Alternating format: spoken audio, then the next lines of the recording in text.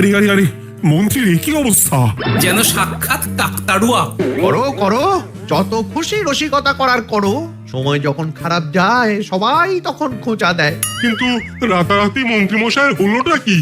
মা, মন্ত্রীমশাইয়ের কি জানি কি হলো হঠাৎ?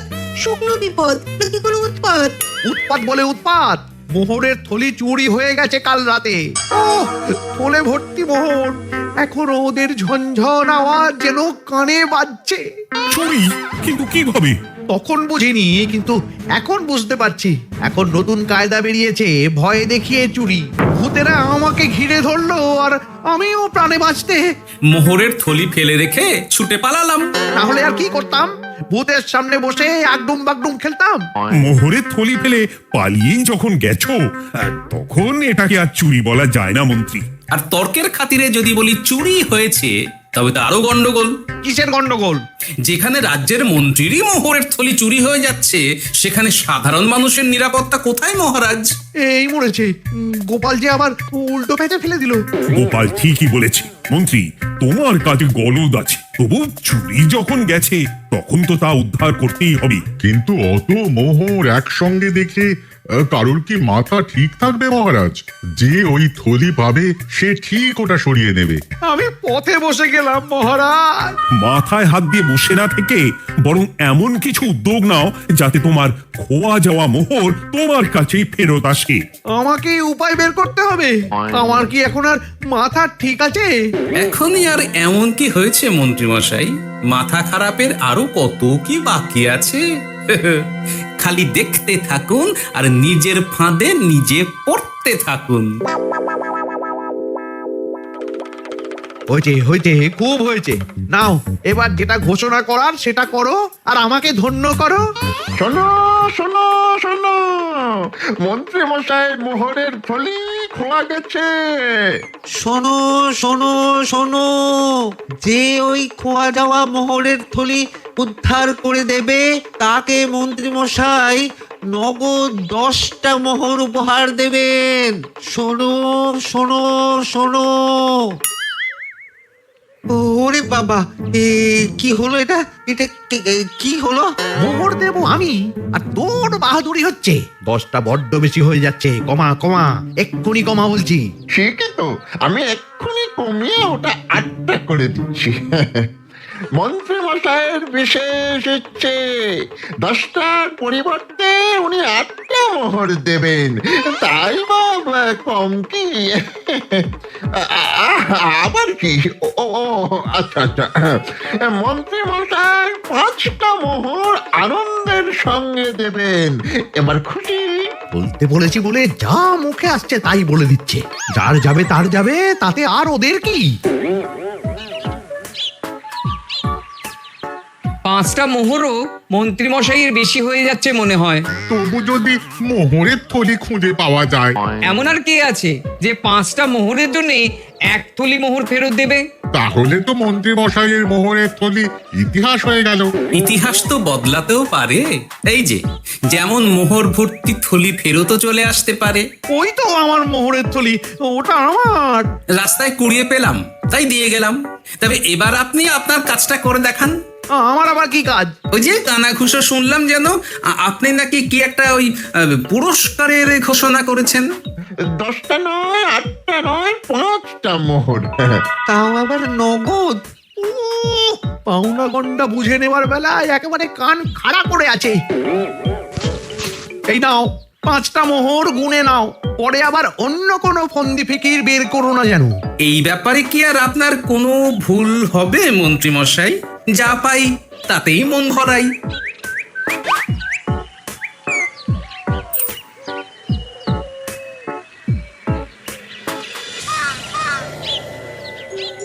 চলে গেল, চলে গেল, কড় করে 5টা মোহর চলে গেল।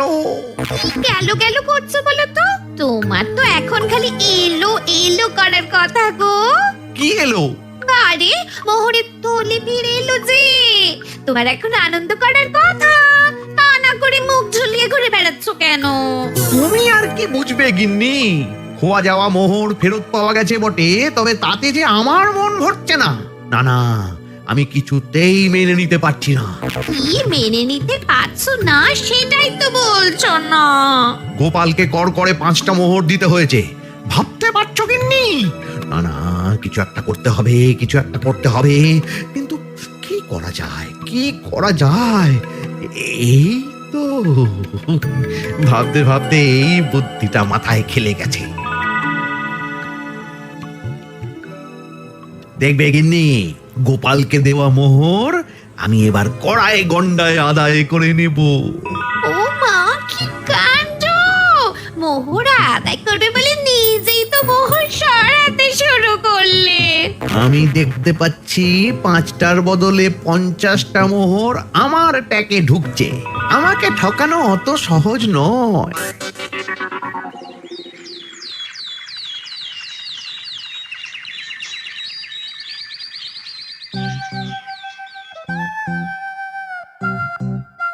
এই তো মন্ত্রী হাজির। এত সহজে যে তুমি মোহরের থলি ফেরত পেয়ে যাবে সেটা না আমি সত্যি ভাবতে পারিনি। সবই মন্ত্রী মশাইয়ের ভাগ্য। ভাগ্যলিপি কি কেউ বদলাতে পারে মহারাজ? আমার তো মনে হয় ওটা ওনার কর্মফল। অন্যের ভালো করলে নিজের ভালো হয়। মন্ত্রীমশাই করবেন ভালো, তাই ভাবি কি দিন এলো।